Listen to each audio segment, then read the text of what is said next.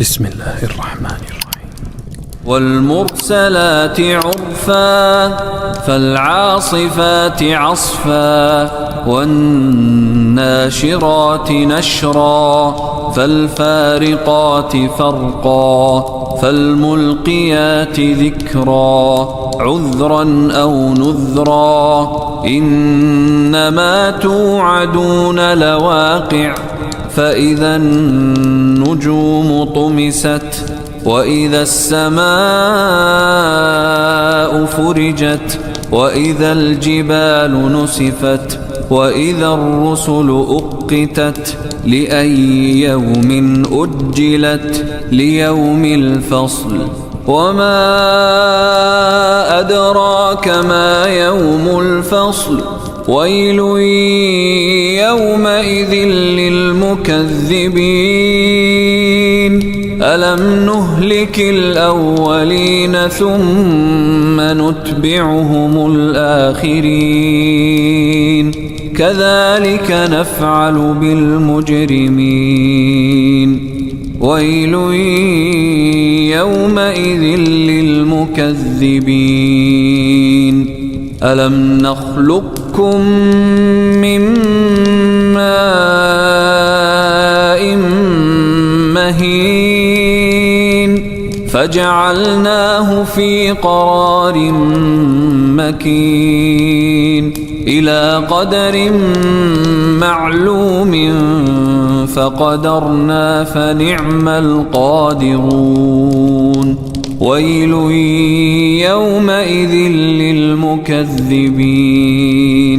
ألم نجعل الأرض كفاتا أحياء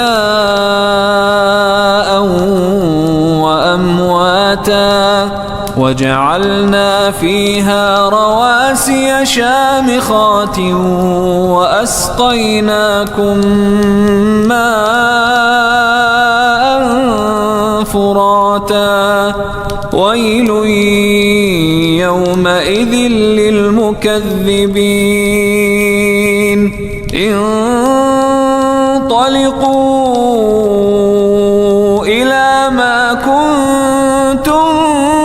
به تكذبون انطلقوا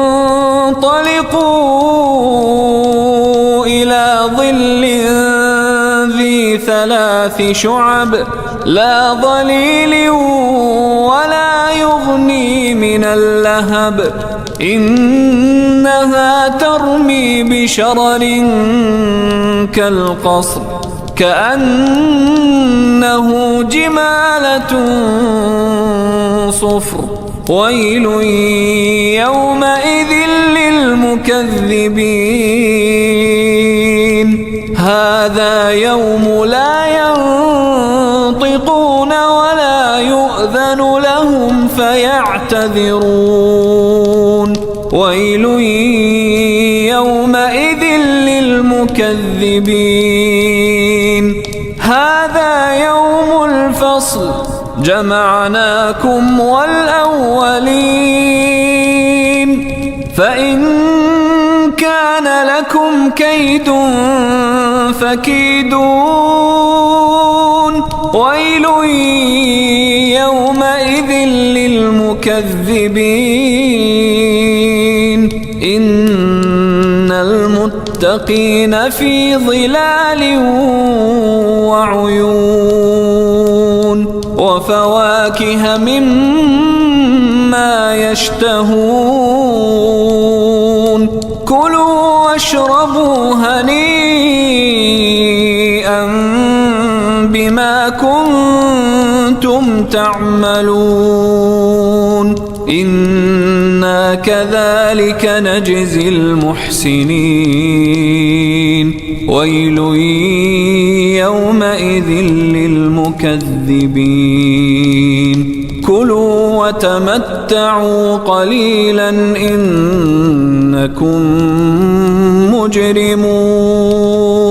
ويل يومئذ للمكذبين وإذا قيل لهم اركعوا لا يركعون ويل يومئذ للمكذبين فبأي حديث